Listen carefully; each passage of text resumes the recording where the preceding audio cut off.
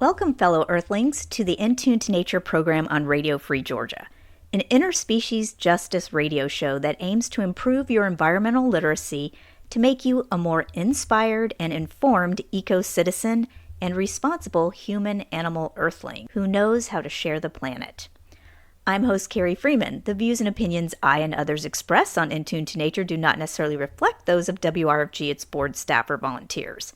Radio Free Georgia is an independent, non-commercial station run largely by volunteers like myself, and thus we appreciate and need your support through financial donations, your volunteer participation in our station, and by you spreading the word with your social network about how cool Radio Free Georgia programs are. You can find podcasts of these In Tune to Nature shows by subscribing on your favorite streaming sites or at our show website, facebook.com/intunetonature. Let's get to the show, folks. Good stuff ahead. Hey, this is host Carrie Freeman, and I am so happy that you're joining us for this special double show of Second Opinion Radio and In Tune to Nature, or you could see it as a 1 hour In Tune to Nature show. And we're going to be talking about, we're playing a recent webinar that was here in Atlanta that I participated in called Cowspiracy 10 years later, where are we now?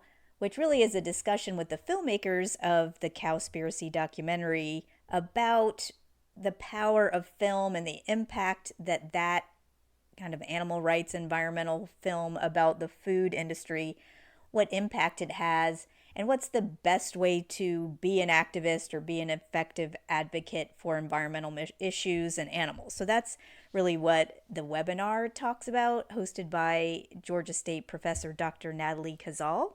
But before we get into that, let me just play the trailer for Cowspiracy, but I'll also read you a little bit about what Cowspiracy is about in case you haven't seen it. It came out in 2014 and it won lots of awards, and a lot of times it's available on Netflix, or there's also a website for it, cowspiracy.com. Cowspiracy, the Sustainability Secret, is a groundbreaking feature-length environmental documentary following intrepid filmmaker Kip Anderson as he uncovers the most destructive industry facing the planet today and investigates why the world's leading environmental organizations are too afraid to talk about it. Animal agribusiness is the leading cause of deforestation, water consumption, and pollution, is responsible for more greenhouse gases than the transportation industry, and is a primary driver of rainforest destruction, species extinction, habitat loss, topsoil erosion, ocean dead zones, and virtually every other environmental ill. Yet it goes on almost entirely unchallenged. As Anderson approaches leaders in the environmental movement, he increasingly uncovers what appears to be an intentional refusal to discuss the issue of animal agriculture, while industry whistleblowers and watchdogs warn him of the risks to his freedom and even his life if he dares to persist. As eye-opening as Blackfish and as inspiring as An Inconvenient Truth, this shocking yet humorous documentary reveals the absolutely devastating environmental impact large-scale factory farming has on our planet and offers a path to a global sustainability for a growing population. So I wanted to just introduce the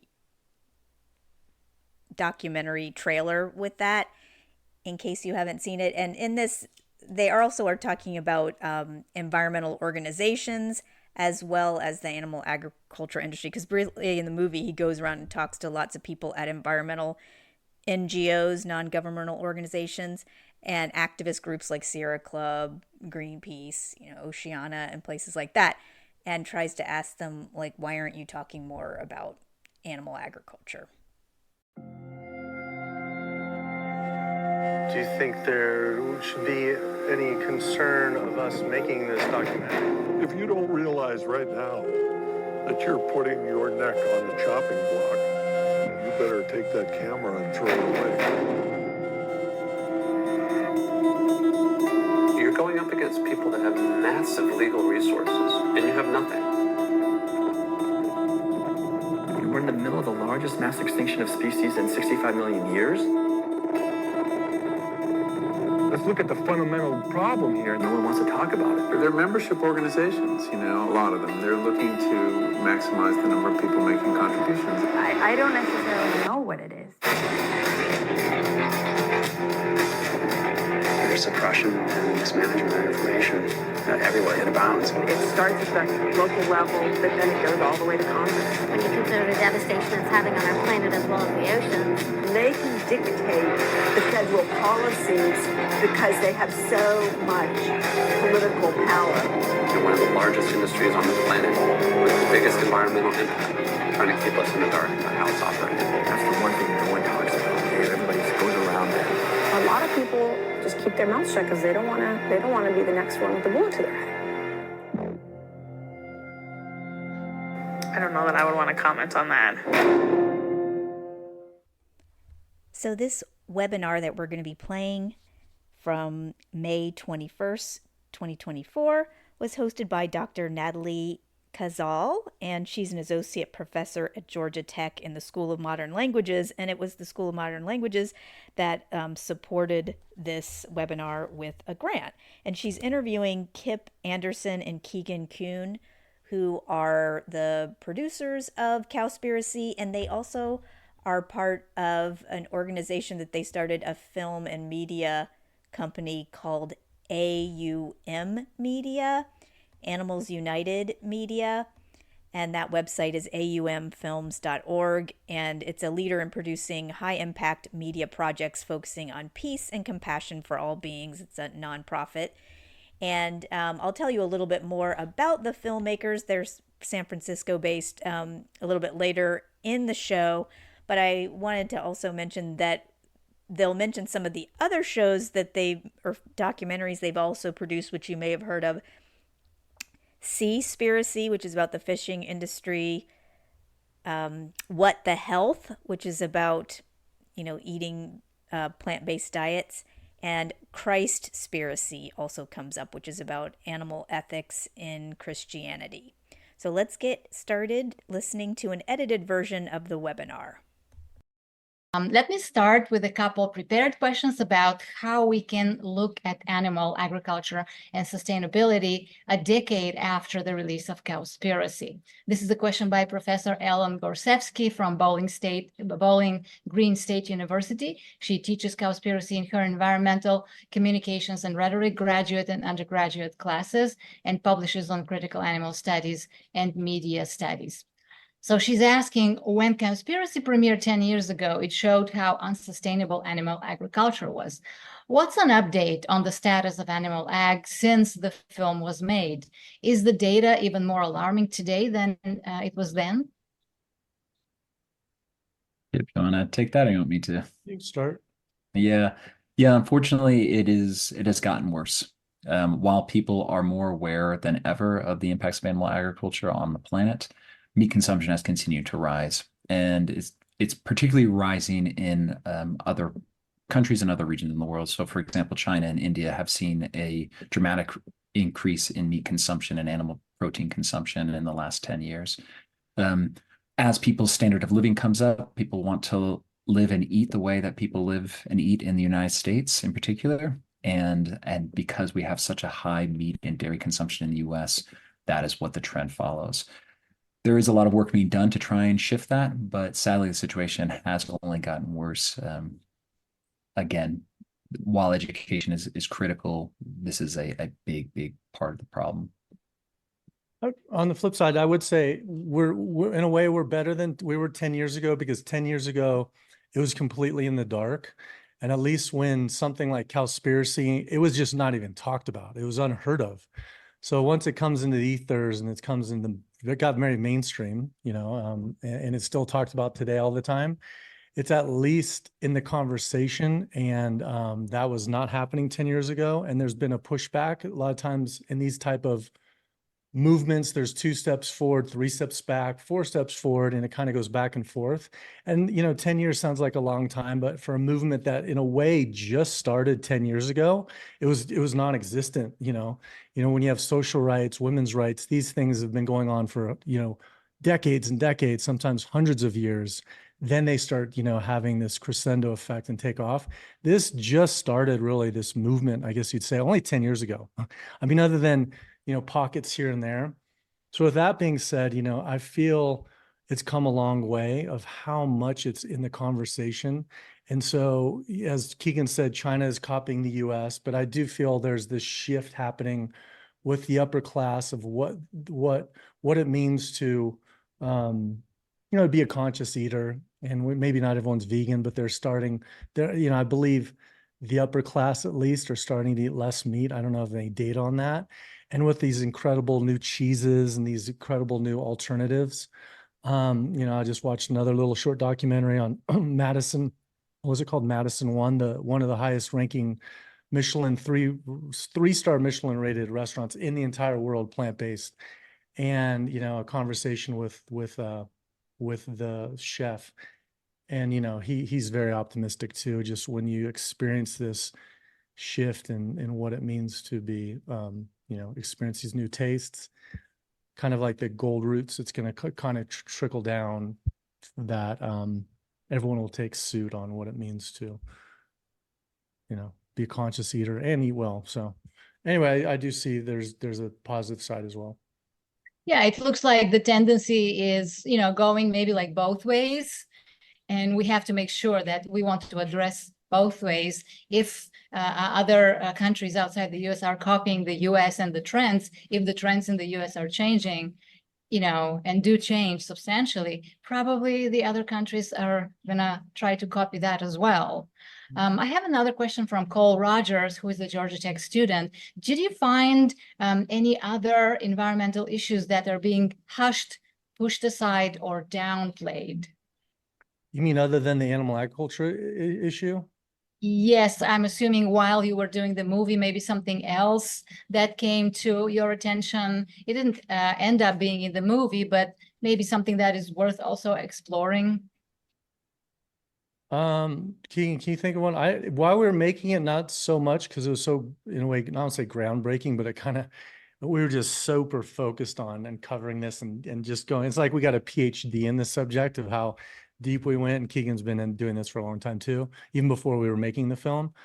But the only thing that I can think of since then I feel that I'm pretty passionate about is glyphosate and like Roundup and stuff, and that's not only for the environment, but it's also for people's health, and it's kind of mainstream as well now, but that's something that's very horrific for the bees and the environment and for humans. But can you think of something, Keegan?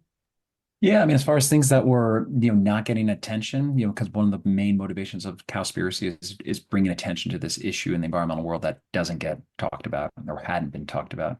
The other big one is human population and human population growth. That's something that mainstream environmental organizations still are failing to address, understandably, because of the horrible history of eugenics and population control. It's one of the reasons why organizations aren't talking about that, but that is one of the big issues that still is not addressed appropriately. Yeah, I totally agree with that. This is something that actually is really important when we're thinking about, veganism and animal rights. The more people we have, the more potentially people are going to eat meat. So this has to be, something that rises, to the agenda. A main message of Cowspiracy was that raising and eating cows is the most damaging factory farming practice. The US still eats lots of cows. For example, Florida, California, surprisingly, Nevada and Washington eat the most steaks, and the upper Midwest eats the most ground beef and hamburgers. Overall, though, eating cows is trending slightly downward. There's a question from Eva Simons, a Georgia Tech student. Is there anything Cowspiracy 2.0 would add to amend in the original movie's message given this trend? That's a great question. Well, I'll say one, because I read these questions before. One that, again, we wanted to make it 90 minutes. So one that I would definitely like to dive into a little bit more that we were going to is regenerative farming. Alan Savory's method of holistic grazing that's been now shown in the documentaries Kiss the Ground, Common Ground. And it is so unbelievably absurd and false on every level and shallow, because it doesn't explore deeper questions and deeper science. It's so, again, I don't even want to get into it now, but it's so ridiculous that when we were doing this, when Keegan and I, we were making and putting in the film, we're like, this is so, no one's going to, because even then that was kind of a new concept. Alan Savory just did his TED Talk. That got big, but it wasn't really talked about in the mainstream. And we just said, no one's going to really believe this, so let's just talk about what a nut job Alan Savory is and then move on. And then lo and behold, it's gotten a big resurgence or just kind of growth since then, regenerative farming and holistic grazing. And I've heard, I don't know if this is true, but the meat and dairy industry from, I believe, these films, they started putting a lot of funding into to promoting that type of, even though, majority of the funding goes to factory farm, they realize this is their door, it's like their entryway is to promote this regenerative farming, because everyone will say, oh, I eat my grass-fed beef, even though it's, a minor, one time out of a week. But anyway, that's something that I would have liked to explore more and still want to. Yeah. I mean, Cowspiracy 2.0 would absolutely be focused on this whole regenerative grazing myth. The funny thing is that we actually tried to interview Alan Savory for the film because we thought it was going to be a bigger part, and his institute never got back to us. And as Kip pointed out, the Savory Institute, most of the people on that board are cattle ranchers or come from the livestock industry. They're not ecologists. They're not environmentalists. They are ranchers. They want to promote eating meat. And just as Kip said, this idea of, well, I only eat free range, or I only eat organic, or I only eat local meat is this scapegoat, for lack of a better term, to quell people's, or to give people justification for why it's okay to eat animals and why it's okay to eat meat. And people will say, I only eat grass-fed meat while they have a McDonald's cheeseburger in their mouth. It's this kind of total overlooked aspect. And sadly, too, it's just really easy to sell good news about bad things. And I think that's the reason why we're seeing this growth of this regenerative agriculture. And I think there are real forms of regenerative agriculture, forms of agriculture that actually can help shrink our ecological footprint on the planet, like biointensive farming. But regenerative animal agriculture is like an oxymoron, because there's no way to take a artificial species like cows, pigs, chickens, goats, sheep, and force them into environments where they have no ecological place, like North America, and think that they are actually going to benefit the ecosystems. And we've seen from study after study after study that has proved just that fact. Yeah, truth and deception always were like walk hand in hand, and deception tries to catch the truth. Every time we discover something truthful, something new, there is a bunch of mythologies that try to rationalize how we don't have to follow the new truth that we just discovered. What do you think about the fact that eating cows is trending slightly downward, but eating chickens and turkeys is actually trending upward in the United States? How would that have affected, for example, if you would make a Cowspiracy, or if you have like a, if the agenda of today was to make Cowspiracy 2.0, given that issue, how would that have affected, if at all? Yeah, that's a good one. I think one of the reasons why we focused on cows is because cows and sheep in particular have the largest ecological footprint, pound for pound. Chickens and turkeys and other birds have a smaller ecological footprint. So as far as the big ones to focus on, ruminant animals are a priority. While people are eating more birds, I think we would probably have to come from more of an ethical standpoint. While the ecological footprint of eating birds is still massively, it's 4 or 5, even 10 times greater in some cases than eating plants directly. It's the number of animals that have to be slaughtered in order to reach that same amount. So for example, you slaughter a cow at slaughter weight, you might end up with 450 pounds of flesh. And how many other birds you'd have to kill? You'd have to kill, 10 times as many animals potentially to reach that same number.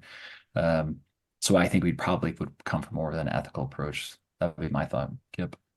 Yeah, and we explore, as Keegan said, I think it's more of an ethical and a health. We explore eating chickens. People are like, oh, it's white meat, and just it's covered, laced with antibiotics and hormones and all these other things, and it's horrifically grown. And even when it's free range, it's total BS. It's not free range.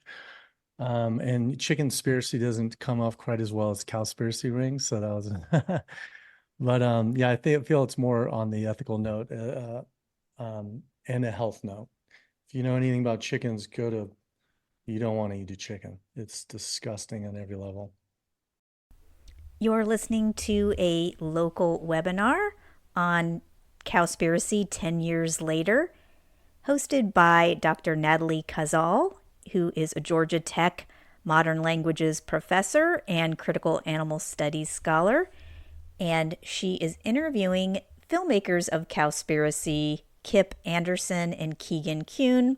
They're out of San Francisco, and they have a nonprofit called AUM Films and Media, and that's Animals United Movement Films and Media at aumfilms.org. Does anybody from the audience have a question? If you do have a question, please unmute and just ask it. Yes, I have a question. Levi Garrett from Atlanta, Georgia. Nice to meet everybody. Nice to meet you. My question is this. There's all kinds of data that's been coming out over the past years and even the recent decades, but there's this mental ability to ignore all of these facts. Have you considered doing a dedicated piece on the mental mechanism that makes it possible to exercise that ability, that degree of denial and like ignoring the facts and everything? Because I think that's kind of key to the issue here. Very few facts are needed to see what needs to be done, but there's this mountain of just thought and conditioning that stops people from deciding. And this is coming from a 20-year plant-based individual myself, 5 years vegetarian, then 15 years vegan. I've talked to hundreds of people, and I constantly get the same thing. So what is your take on that? And have you considered doing a dedicated piece on the mentality of sticking to the meat diet and ignoring the facts behind veganism and the plant-based diet? Thank you. Yeah, thanks for great that. Question.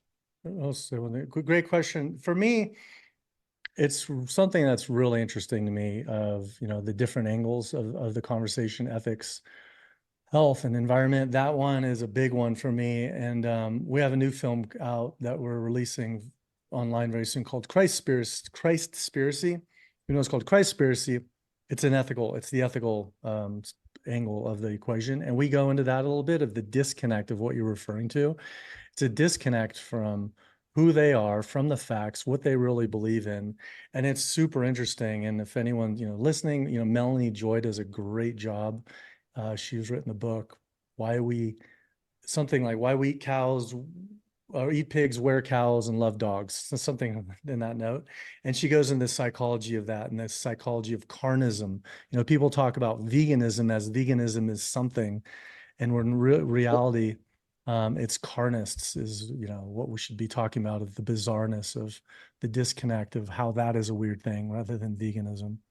Yeah, the cognitive dissonance that exists for so many of us for so many different things, and looking at eating animals when, the vast majority of people are ethically opposed to killing animals. They wouldn't be able to kill animals themselves, and they're ethically opposed to the destruction of the environmental world or even their own health, and yet they still can consume it. I think it really points to social conditioning, but also points to, our upbringing. And Kip pointed out while we were making this film, again, 10 years ago, is that so often people will revert to kind of very childish arguments on why it's okay to do what they're doing, because somewhere in their mind, they know that what they're doing isn't okay. It doesn't align with their values. It doesn't align with their ethics.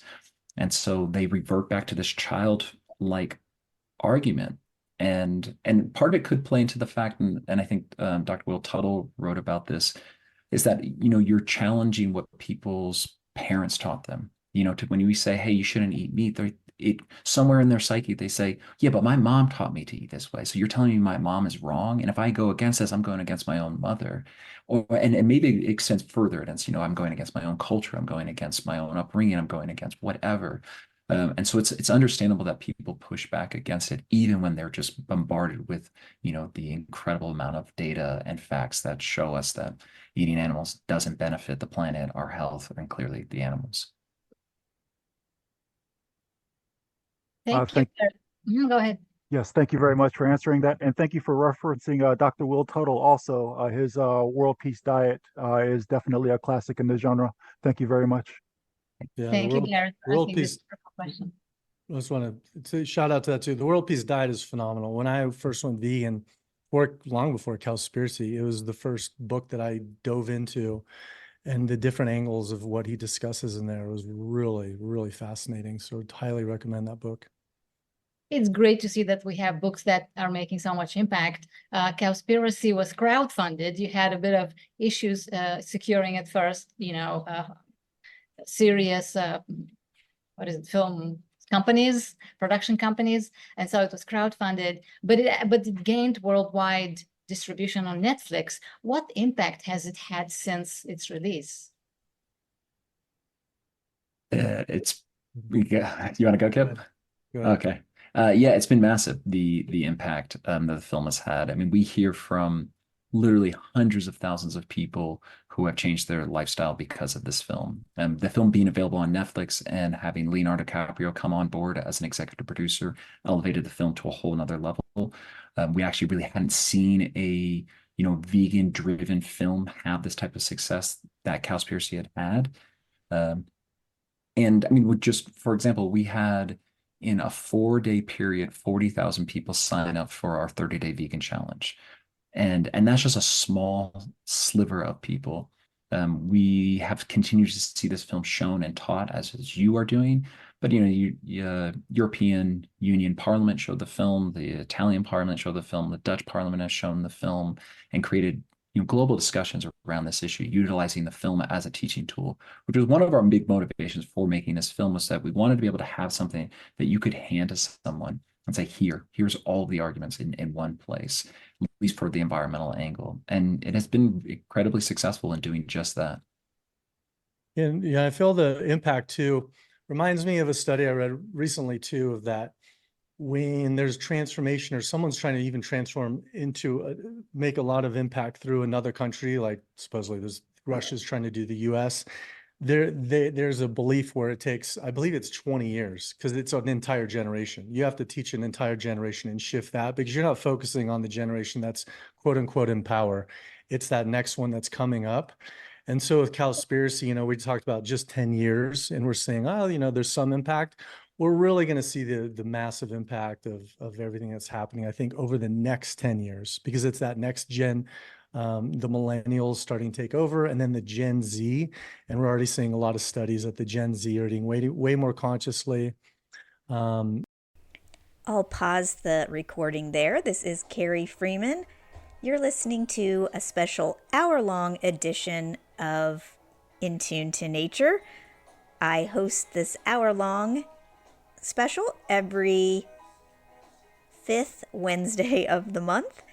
And right now we've been listening to an interesting webinar that was hosted by my friend Georgia Tech professor Dr. Natalie Khazaal. She's an associate professor of School of Modern Languages and director of the Arabic and Middle East and North Africa programs with a doctorate from UCLA. And in addition to her modern language focus, she also is a critical animal studies scholar and has written several books on the topic. And that's what brings her to discuss this, because she teaches Cowspiracy sometimes. That comes up in her classes when she's talking about sustainability.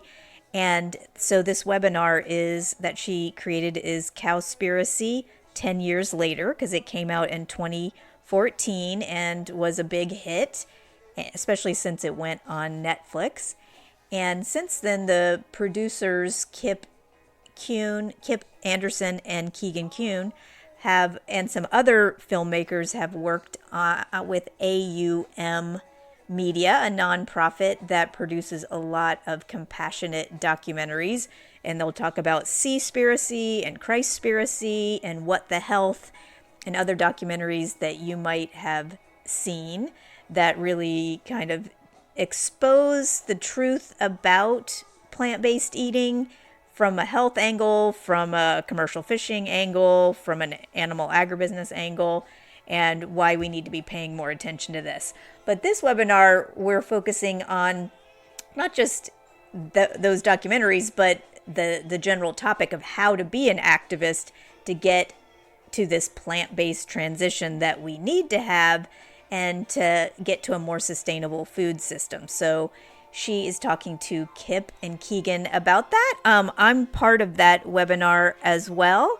And I'll just get back to the show here and play you my edited version of that webinar. Thanks for joining us.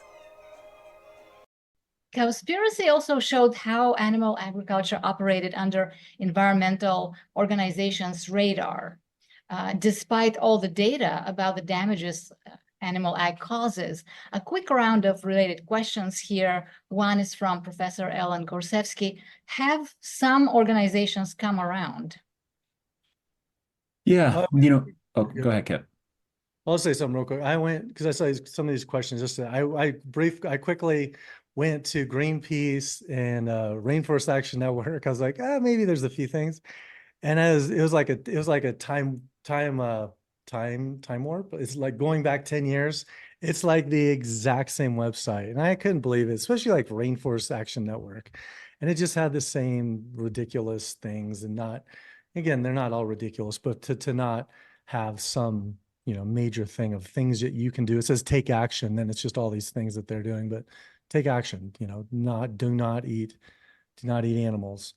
So on that note, there's not been that much, but on the positive things, I've heard in Europe, there's been a lot more. It's been a lot of impact of like the Greenpeace in Europe, they're different chapters, and that's done a lot. Especially I remember after Cowspiracy, it had a lot of impact. I went to Sweden and did some festivals and stuff, and Greenpeace really radically changed their narrative and what they were focusing on at the time. So in the US, it's kind of difficult because it's so ingrained in farming and meat and dairy and the lobby groups. But I feel, in Europe particularly, it's had a lot of effect and it's come a long ways. Yeah. Yeah, unfortunately, these issues didn't fly under the radar of the environmental movement. The environmental movement intentionally ignored it. So Rainforest Action Network, as Kip pointed out, they started their very first campaign. The start of that organization was to address Burger King's buying beef from the Amazon. That's how they started. So they know this stuff.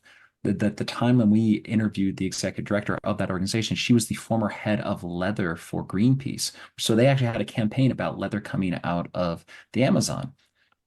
And yet they will ignore it. So it's not like they're missing it, like they aren't familiar with this information. They are intentionally ignoring it. And we were told repeatedly that, you can't tell people how to live their lives.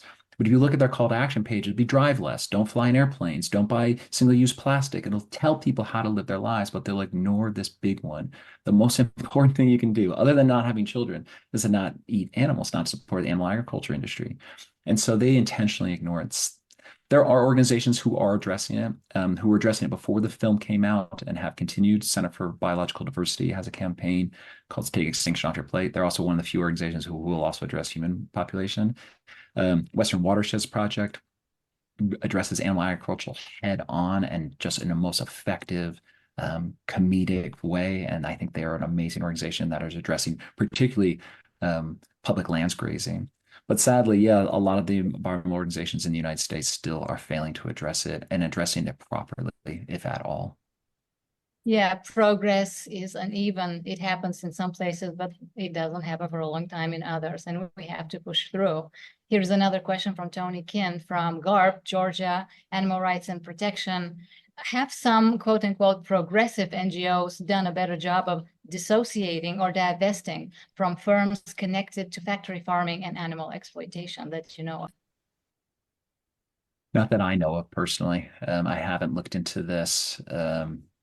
Sadly, though, we actually see this in the animal rights movement as well. There are large animal rights organizations who have invested in mutual funds that are tied to Cargill or JBS or any of these other major conglomerates or corporations that are involved in animal agriculture. So just to be fair and transparent, that we actually have this issue in the animal rights community as well as the environmental community.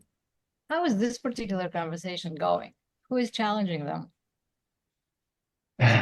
Nobody, no one's challenging them, to be honest. The They're environmental not movement, policing themselves. yeah, that's just it. We absolutely need, and that was a big point of Cowspiracy, was a call to action, is to write these organizations and encourage them to address animal agriculture, divesting from industries that are involved, because most people don't even realize that a lot of nonprofits are actually have investment funds and are invested in the stock market. You would think that those portfolios would be squeaky clean, but sadly they aren't. Is there another question from the audience? Please unmute and ask it. I had a question. So my question is about misinformation. Do you think, that the dairy and like animal agriculture in general has been like taken basically using the fossil fuel industry playbook to create more misinformation, and like they were doing it in the 70s and 80s, and like how we can what steps we can take to counteract that? Yeah, 100%. They take, we explore that in What the Health. They absolutely take the playbook of like I said, the oil industry, in particular the tobacco industry, and have campaigns of misinformation. Because actually, this isn't What the Health. You know, all you have to do is just produce a sense of doubt in someone, and that's all they need. And like, oh, I'm not sure. Okay, I'm going to go back to my normal ways of doing it. And I feel that's what they've been doing recently with the regeneration thing, that surge that's kind of happened lately. I believe behind closed doors, there's a big push to really push that misinformation of that ridiculous movement. Yeah, I mean, we saw it with the anti almond campaigns during California when it's dealing with an unprecedented drought. There was this whole campaign against almonds, and it was funded by the dairy industry because it's just like, hey, anything to redirect, misdirect, send people in a different direction. And so, yeah, absolutely, we're continually seeing that. But what's also really interesting is that they're using legislative power. So, for example, Florida just passed a law that will make it illegal to sell lab-grown meat in Florida. And then, of course, like, well, who's funding that? What special interest is behind that? And it's like, well, it's very clear. It's the meat industry who feels that this is a threat to their way of life. And so they're going to try and create laws that stop these industries from moving forward. And I'm not saying that I'm a proponent for lab-grown meat, but from an environmental standpoint, it obviously has a much, much smaller environmental footprint than raising animals naturally. So they absolutely are going to use every power that they can, just like the fossil fuel industry. And just like the fossil fuel industry, they are massive. And they're also interconnected. You know, people said, I think disingenuously, about this Cowspiracy that we were funded by the fossil fuel industry, as if the animal agriculture industry isn't directly connected to the fossil fuel industry. It's one of the largest consumers of fossil fuels in the form of fertilizers, chemical fertilizers that come from fossil fuels, the amount of diesel that is used in transporting and slaughtering these animals, and the refrigeration. Fossil fuel industry loves the animal agriculture industry. They are intricately linked. Thank you for your question, Deepak. You know, another problem is that we mentioned this, the population growth. Since Cowspiracy's release, there are over 700 million more humans. So that's more than twice the size of the US population in just 10 years. And if we look at the last quarter century, humans increased by more than 1/3. That's an extra 2 billion. If we do simple calculations, unless we offset this rise with a bigger rise in veganism, more humans means more animals slaughtered for food. And in fact, the years 21 and 22 were the highest years on record for meat consumption. So there's a quick round of related questions here. One is from Riva Sharma, a Georgia Tech student. Through film, though filmmaking is a great way to spread the message on how animal agriculture is destroying the environment, what other methods would you take to pursue a more aggressive solution today, and emphasis on aggressive? One thing I would like to see is everyone coming together, really focused on, again, it's very challenging, but to focus on ending subsidies. because the only reason why these people are eating, not only, but the massive reason why people are eating as much cows and chickens and pigs is because of subsidies. It's artificially ridiculously low. And if the subsidies were taken away, very few could afford eating any animal products. And actually, vegetables would be a lot cheaper. And to if anything, shift the funding of the subsidies into plant-based, I feel that would have the most impact by far. And there's a few individual activists doing it. I don't know, Keegan, maybe not. I don't know of any like nonprofit like that is their sole focus. But just recently, I've reminded myself of, well, I have a nonprofit, and we do things that, like, I always wanted to do a campaign just really focused on that. But I feel that would have the most impact. The challenge of that is very difficult, though, because the lobby groups are so ingrained, and I mean that's how they live, is the subsidies. Yeah, no, I agree with Kip. That is probably the biggest next step. It's education. You can't have informed consent unless people have the information. And so giving people the information on why this needs to change, and then, attacking them as that base, that financial base, because the US Farm Bill pumps billions of dollars that keep the price of animal products artificially low, which makes it easier for people to consume it on a regular basis.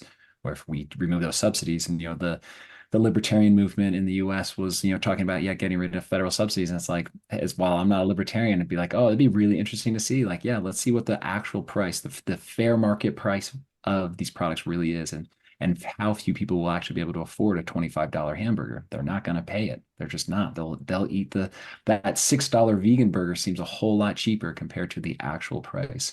So I think that's a big one. But as an activist, education is key to me. I don't want to tell people how to live their lives. I'm very mistrusting of the government. I want to provide people with information and let them make up their own minds, which is something that we did with the film. The film, people were like, you're telling people how to live their lives. We're like, no, we're providing the information. People are making up their own minds. And clearly, when you provide people with the information, they go, oh, right, this makes a lot of sense. I should do this. Yeah, there's no country in the world that does not subsidize animal agriculture. No other industry is as much subsidized as animal agriculture. So it is so key to really address this very important, issue. This has to be like a really key strategy. You're listening to WRFG Atlanta, In Tune to Nature program. I'm host Carrie Freeman. This is a webinar that was hosted by my friend, Dr. Natalie Khazaal, a GSU associate professor in modern languages, and she is also a critical animal studies scholar, and she is interviewing Kip Anderson and Keegan Kuhn. They're San Francisco-based filmmakers that created Cowspiracy, the award-winning documentary. And so this is kind of a recap 10 years later. How are we doing in terms of getting people and environmental organizations and the movement to recognize that animal agribusiness and also commercial fishing, they also did the Seaspiracy documentary, that this is a massive problem. And their What the Health documentary also focused on eating animals as a massive health problem as well. And there's websites for each of those documentaries. They're often found also on Netflix. And Kip and Keegan also have a nonprofit film organization that also links to this at aumfilms.org. AUM stands for Animals United Movement, and part of their mission is that they feel the best way to actualize world peace and to make our planet survive and even thrive is through a movement towards compassionate coexistence. And let's get back to the webinar that I have an edited version of here, and it was originally played on May 21st, 2024 was when it was recorded. Another question from Tony Ken from GARP. Is lab-grown meat the best hope for reclaiming grazing lands and ending factory farming? I personally don't think so. Go ahead, Kip. No, I would like, you go, and then go ahead. Yeah, I don't think it's the best hope. One, because there is this major hurdle of anything that people see as artificial, right? And we already know that you can eat 100% a plant-based diet and have some of the lowest rates of chronic disease, have the smallest environmental footprint, and save the most animals. Lab-grown meat still does require a large amount of energy. It does require more energy than growing plants directly, because those animal cells still have to be fed something. And those are usually a sugar grain, or they're not even vegan. They're fed bovine growth serum. And so that is coming from animals as well. So it's still, at this point, lab-grown meat is still connected to the animal agriculture industry. And then from a health perspective, it is still meat. It's 100% meat. So it's still going to be related to high rates of chronic diseases like cancer and diabetes and heart disease. I think that the solution really is promoting a plant-based diet and a whole foods plant-based diet. But I went to a large food tech conference, and they talked about the key to getting a product to be successful. It has to be cheap, has to taste good, and has to be convenient. And we're starting to see that with like companies like Beyond Meat that are making their products cheap. They're highly accessible in fast food chains, and they're convenient, and they taste good.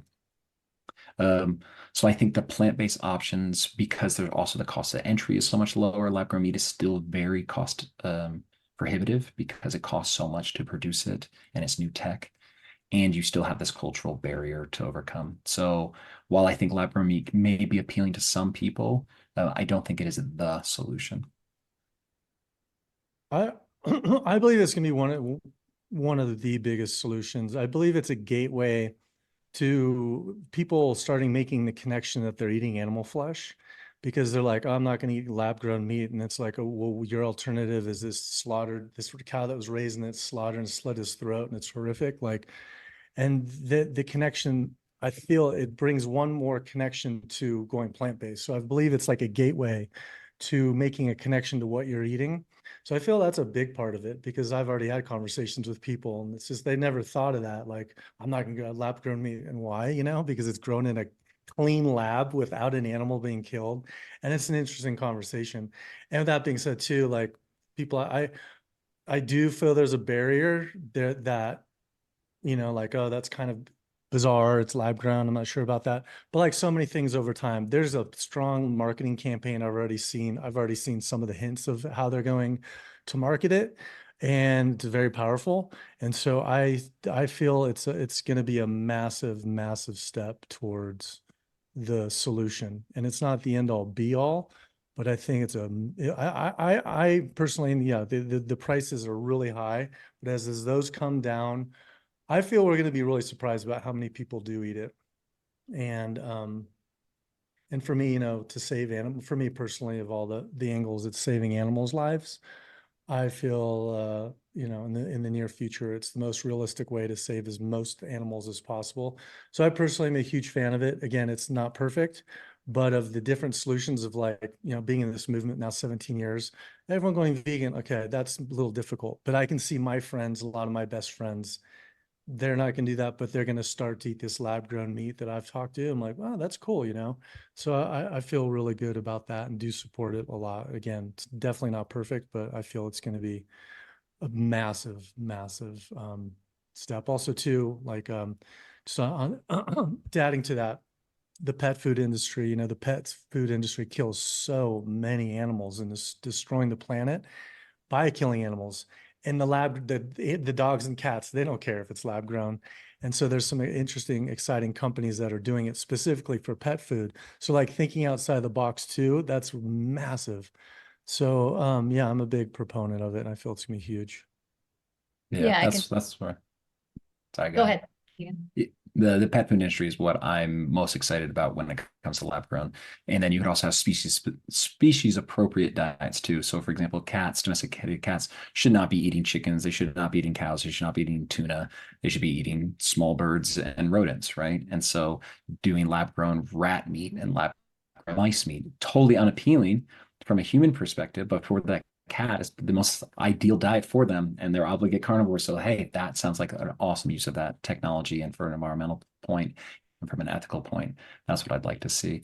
To clarify too, yeah, I see, as Kip said, that it is a tool. I don't think it's the big tool, the solution. in that I don't think anything is the solution. I think it's all needed, that every type of activism is needed. Oh, I want to say one added thing too that I reminded of the pet food, because I'm pretty familiar with this one company called BioCraft. I'm friends with the founder, and I heard an interesting what she said. Again, I don't know if it's I haven't checked it up, fact checked it, but she says the way the chicken industry, I think in particular, the way it gets its profits. The profits are from the sledge and all the things it can't use. It goes to the pet food industry. And if that's removed, they're losing money because they're getting subsidized. But if just that was removed, and Keegan, like Keegan was saying, this lab-grown meat was just making the mice and the lab-grown meat, and they're not buying that from them, then it kind of has this trickle-down just collapse. So I feel that's kind of an interesting way to look at the lab-grown meat too, where it's coming from pet food, that it's going to have a massive effect on that. So. Yeah, it looks like this is a really exciting direction that particular industry can go. And as far as humans are concerned, there's a lot of other alternatives that are being explored, which are not common at the moment. I guess the most exciting is the one related to mycelium, to mushrooms. Given how many people associate mushrooms with psychedelics, I think that's going to be an easy sell. I want to share again a slide. Yeah, Carrie, go ahead. Oh, hey everyone. I'm Carrie Freeman. I am one of Natalie's friends. I'm a faculty member at Georgia State University. Because I do media studies, I'm very proud of you all for making quality media that then we can use and get out there to people. So I really appreciate your work. And I'm always interested in the rationales and the angles that we use to convince people, which, is something we've been talking about this hour. So my question was, so often we use a human-centered or self-interested persuasive rationale to critique these animal exploitation industries in ways we think will most effectively appeal to people in a speciesist world, although that can continue to perpetuate speciesism and the notion that impacts to humans are always the most important thing to consider because we matter most. So in what ways do you think your films try to highlight the interest of the individual non-human animal to get people inherently to care about the lives of non-human animals who are suffering or killed? Or are there particularly persuasive ways you've found to provide this animal rights angle that still resonates with people? Good question. Yeah, go ahead, Ken. Yeah, we have seen with Cowspiracy, What the Health, two films Kip and I co-directed together. What the Health was vastly more successful and had a broader reach than Cowspiracy because some people just don't care about the planet, but everybody cares about themselves on some level. So just as you said, it's a very human-centric and self-centered angle. And so we've seen that. I think Kip has really excelled on your point, though, of drawing in the more human angle or the animal, the victim's angle with his new film, Cowspiracy. Yeah, I feel what's interesting is, there's been studies done that 10 years later, they did what's the most impactful documentaries of all time for veganism is actually Cowspiracy, even over What the Health. As Keegan was saying, What the Health was massive because everyone, you're selfish. You're like, oh, I'm going to feel better and live forever. But when you get out of that stage to the next, I want to say stage of your development of a human being, of caring for others, and then you're connected to others now, the altruistic one, and you make that connection, then it's more long withstanding because you're just gaining out of yourself, you're connected to others, and and there's something really special about that. And as our film Cowspiracy, we go into the spiritual, ethical angle of that. When you make that connection to other beings and just get out of your own selfish level, maybe it's a harder in, but when you tap into that, it's really, really powerful of us being a human being, actualizing our humaneness of our, what we decided to call ourselves. So really kind of honing in, and I'm really interested in that more and more, like moving forward, is making films of honing in on who we are as human beings and what we're really aligned with. And if you can share that in those interesting stories with people, it makes them connect in a certain way that has a lot of impact. Yeah. I think, oh, sorry, go ahead. No, you go. I think that Earthlings and Dominion, those two films in particular, were really successful in just that. They're extremely hard films to watch, but they are just 100% focused on ethics and the treatment of animals from the animal's perspective. And so I think those films are are very effective in what they do, but as far as their broad reach, they're hard films to get people to watch. And so we have always tried to make films that are as appealing to as large an audience as possible, because we've got to pull people in. And just as Kip said too, it's like if somebody comes in with one, people would say, oh, if people come to veganism through health, well, that doesn't really help the animals. They're just from that perspective.